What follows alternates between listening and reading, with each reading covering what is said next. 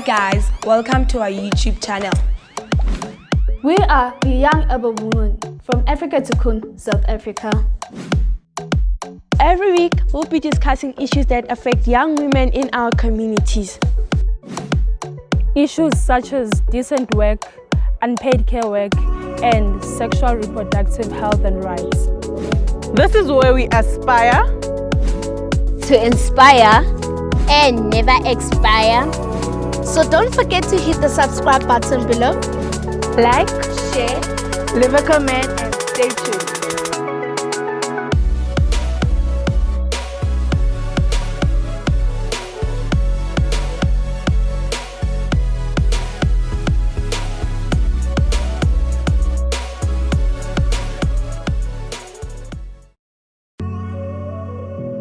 Hi everyone, my name is Nehwoh Belinda, the General Manager of Utando Center, Afrika Tikkun.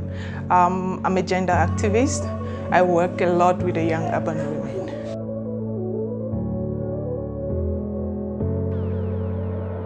We started the Young Urban Women in 2014 when Action Aid actually approached Afrika Tikkun to work with young women. The program was actually designed for 3 countries: India, Ghana, and South Africa. And within South Africa, Afrika Tikkun was chosen in Johannesburg to implement the program. So by then I was the program manager for the gender-based violence program in Diepsloot. So we then started the program in Diepsloot.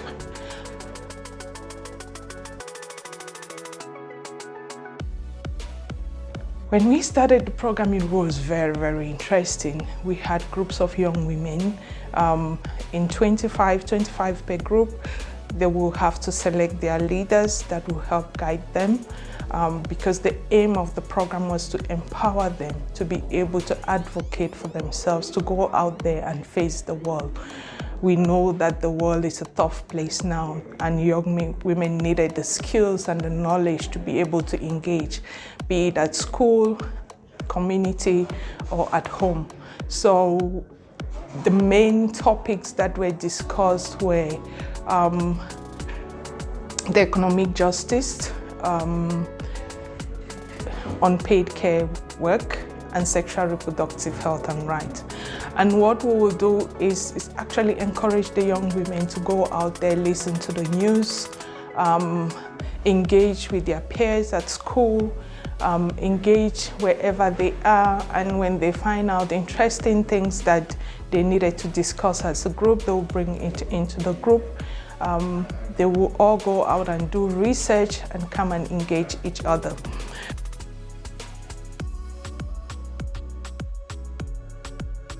There are so many success stories working with the young women. It's the one that they started talking about the minimum wage.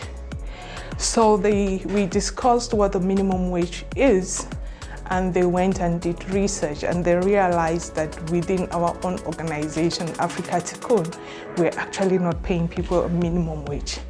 And one function that they had during an AU summit that took place in South Africa, they demanded for a minimum wage.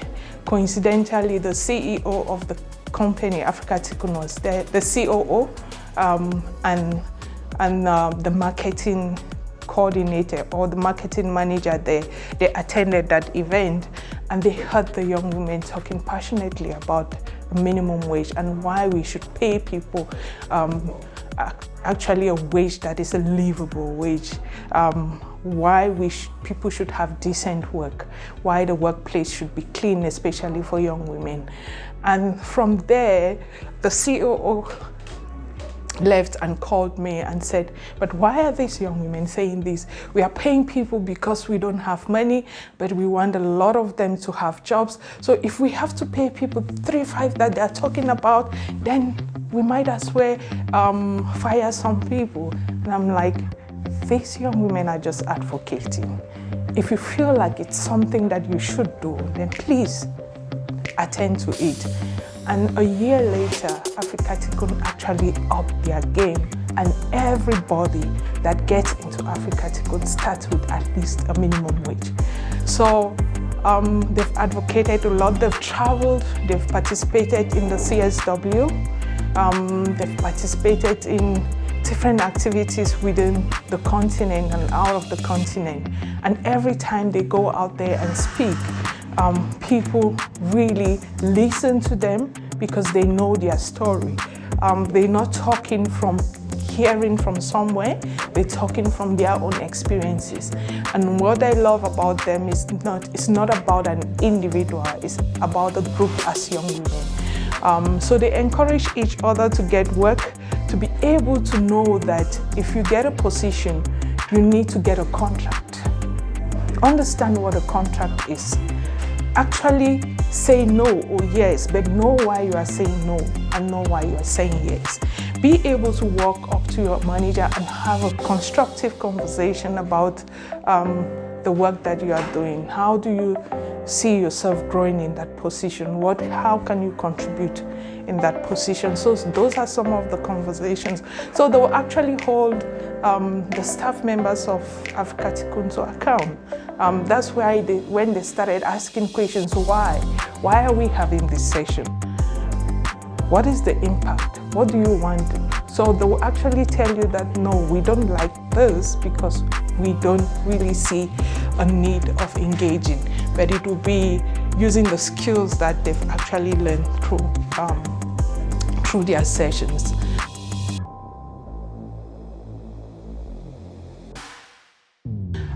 So we also had a lot of leadership camps because most of them had to lead, and to lead you need to understand what type of a leader you are.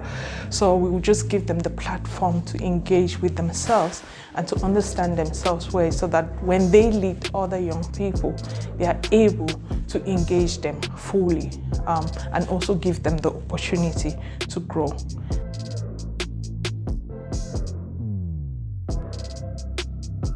So the big goal is to see a huge movement, so many young women involved in this, sharing ideas, supporting each other, but also actually having work to do and staying at their jobs, having decent work, occupying positions out there, not because they slept their way up, but because they actually deserve the position. Many of them deserve the positions anyway.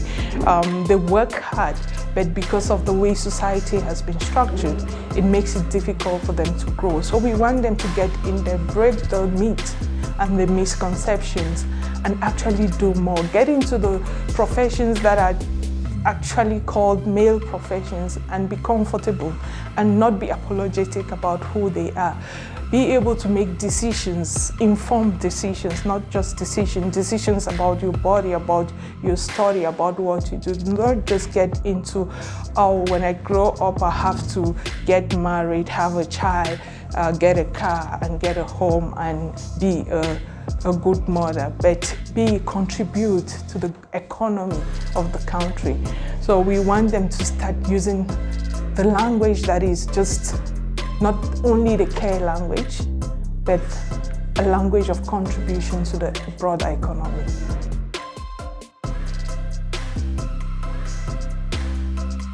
In 2020, we want to give them the opportunity to use the YouTube channel to grow their skills, but also to create awareness, to keep talking to each other and reach a broader community.